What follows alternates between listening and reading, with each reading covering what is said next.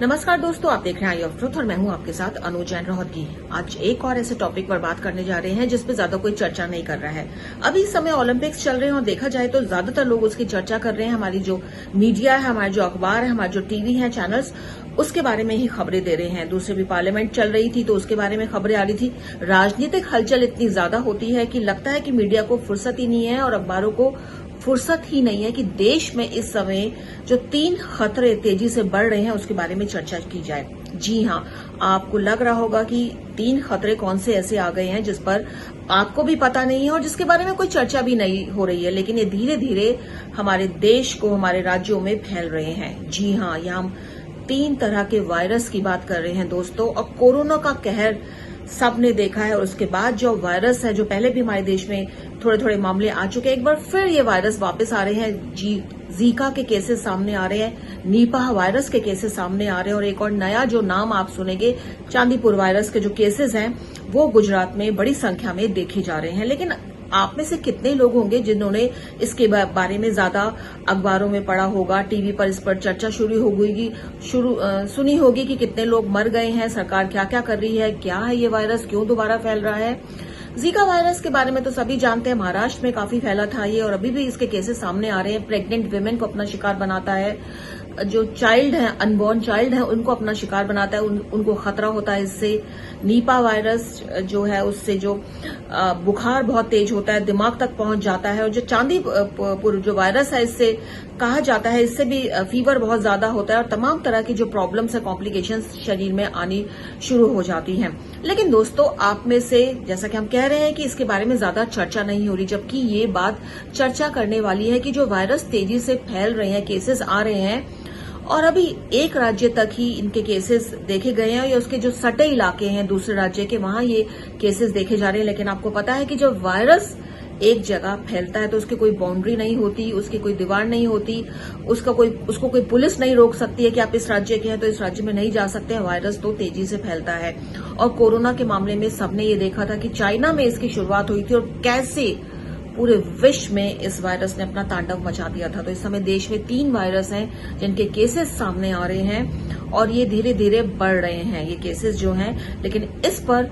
ज्यादा चर्चा नहीं हो रही है, सरकार भी ज्यादा इसको लेकर के चिंतित नहीं है। हमारी मीडिया जो हर मुद्दों को उछालती है, लगता है हेल्थ के बारे में हम लोग अक्सर हेल्थ को थोड़ा अंडर एस्टिमेट कर लेते हैं, लेकिन जब केसेस बढ़ते हैं तो हर तरफ फिर हेल्थ ही छा जाता है। लेकिन जब केसेस की शुरुआत होती है तो कोई इस पर चर्चा करने को तैयार नहीं होता। और कोरोना का हर बार हम एग्जाम्पल ले सकते हैं कि ये ऐसे वायरसेस हैं, एक के बाद एक वायरसेस हैं जो फैलते ही रहेंगे और इनके लिए हमें तैयारी करके रखनी ही पड़ेगी। WHO की एक रिपोर्ट है और एक कुछ आंकड़े बताते हैं कि विश्व भर में 10,000 के करीब ऐसे वायरसेस हैं जो ह्यूमन को इन्फेक्ट कर सकते हैं बुरी तरह से। और अभी तो हमने कुछ एक के नमूने ही देखे हैं कि कितनी बर्बादी इन्होंने की है। तो अचानक क्या हो गया कि वायरसेस इतनी तेजी से सामने आने लगे हैं, इनके बारे में हम सुनने लगे हैं, ये फैलने लगे हैं। कई कारण हैं दोस्तों इसके पीछे और सबसे बड़ा कारण खुद हम ही हैं। ग्लोबल वार्मिंग जो हो रही है हमारे कारण से, हमारा जो क्लाइमेट चेंज हो रहा है उसके कारण ग्लेशियर पिघल रही हैं, जो बड़ी बड़ी बर्फ जमी पड़ी हैं वो पिघल रही हैं और इन बर्फों में सदियों से बहुत से ऐसे वायरस दबे पड़े हैं, जिंदा वायरस हैं, क्योंकि बर्फ में दबे हुए हैं, जिंदा हैं, जो ह्यूमन के लिए बहुत ज्यादा विनाशकारी साबित हो सकते हैं। इसके साथ साथ जो ह्यूमन कर रहा है, जंगल काट रहा है, एक्सटेंड कर रहा है, जंगलों में घुस रहे हैं, एनिमल का जो हैबिटाट है उससे छीन रहा है और एनिमल और ह्यूमन का जो इंटरेक्शन है वो लगातार बढ़ रहा है।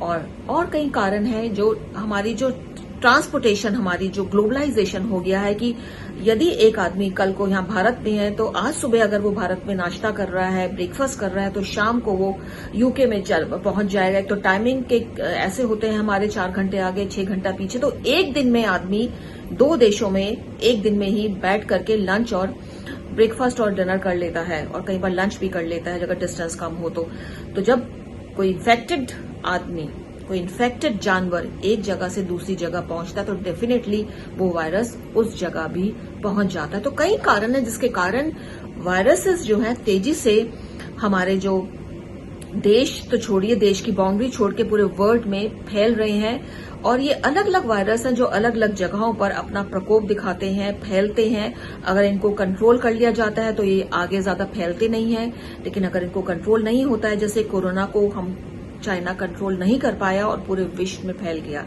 ऐसे ही नीपा वायरस के केसेस जो हैं देश में फैल रहे हैं। केरल में नीपा वायरस देखे जा रहे हैं, गुजरात में अभी चांदीपुरा वायरस के केसेस देखे गए थे और महाराष्ट्र में जीका वायरस जो है उसके मामले सामने आ रहे हैं। तो चिंता की बात है कि कोई इस तरफ ध्यान नहीं दे रहा है, जबकि ध्यान देने वाली बात यह है क्योंकि जो इनका जो मौत की दर है, मतलब इतने ज्यादा भयंकर है कि अगर किसी को हो जाती है तो इसकी जो मौत की दर है 20 से 40% है, मतलब मरना ही मरना है। ऐसे में इसका इलाज होने के बावजूद लोग दम तोड़ देते हैं, या तो इसमें बहुत ज्यादा कॉम्प्लिकेशंस आ जाते हैं, इलाज में देरी होती है। तो जो मृत्यु दर है वो 20 से 40% है इन वायरस की।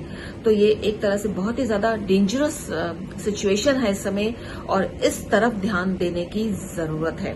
और सबसे बड़ी बात है कि जब हम आर्टिफिशियल इंटेलिजेंट की बात करते हैं और एक्सपर्ट कहते हैं कि आर्टिफिशियल इंटेलिजेंट कई मायनों में बहुत ज्यादा मददगार साबित हो रही है, तो क्यों नहीं ऐसे वायरसेस का पता लगाया जा सके, उसके इलाज के, उसके बचाव के तरीके हम एआई की मदद से ढूंढें। एआई की मदद से कई ऐसे काम हो रहे हैं, उसका मिसयूज हो रहा है, लेकिन अगर इसको सही दिशा में इस्तेमाल किया जाए तो जाहिर सी बात है, एक्सपर्ट्स मानते हैं कि जो वायरसेस तेजी से हमारे वातावरण में फैल रहे हैं, हमारे क्लाइमेट में फैले हुए हैं, उन पर कंट्रोल हो सकता है।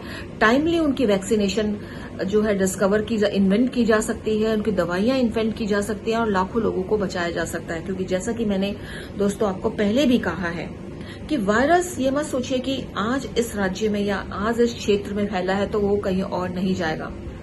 वायरस के पांव नहीं होते, उसके लिए कोई बाउंड्री नहीं है, उसके लिए कोई दीवार नहीं है, कुछ नहीं है। वो बड़ी आसानी से एक जगह से सैकड़ों मील दूर तक पहुंच जाता है और वहां जो है तबाही मचा देता है। तो समय रहते हमको जागना पड़ेगा, सचेतना पड़ेगा। हर चीज जरूरी है, पॉलिटिक्स की न्यूज भी जरूरी है और न्यूज भी जरूरी है, ओलंपिक्स में हलचल हो रही है वो भी जरूरी है, लेकिन इसके बीचों बीच हमको हेल्थ के बारे में जरूर बात करनी चाहिए, चर्चा करनी चाहिए। और कहते हैं ना कि जो गवर्नमेंट को आगाह करती है मीडिया, एक तरह से बताती है कि ये खतरा यहाँ है, तो गवर्नमेंट अगर सोई भी होती है तो उसको जगाती है।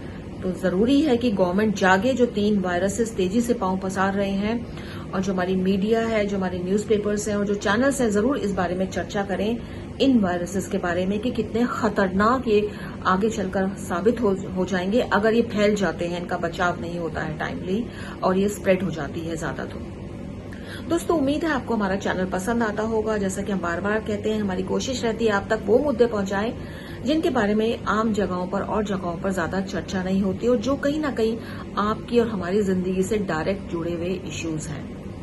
तो इसलिए दोस्तों, आप हमारे चैनल को सब्सक्राइब कीजिए, हमारे प्रोग्राम्स को शेयर कीजिए और बने रहिए हमारे साथ आई ऑफ ट्रुथ के साथ। हमारे चैनल आई ऑफ ट्रुथ को सब्सक्राइब कीजिए YouTube पर, इसे फॉलो कीजिए Facebook पर, Instagram पर, Twitter पर और Google पर।